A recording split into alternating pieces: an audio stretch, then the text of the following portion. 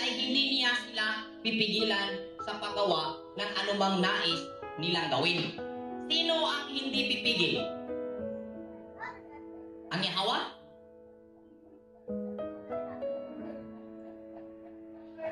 Ang Yahweh ba?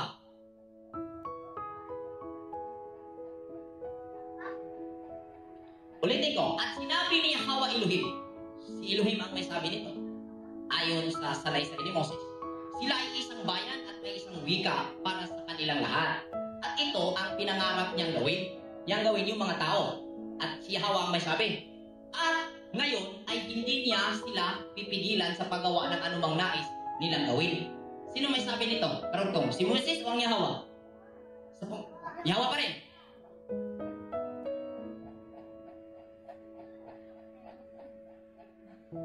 Balik mo verse 5. At bumaba ang Panginoon upang tingnan ang lungsod at ang tore na itinayo ng mga anak ng tao. Sino ang nila? Balik mo. Verse 6.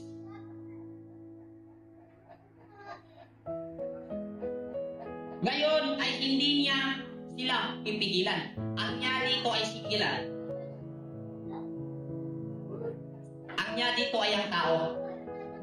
At ang sila dito ay ang kanyang mga pamamaraan.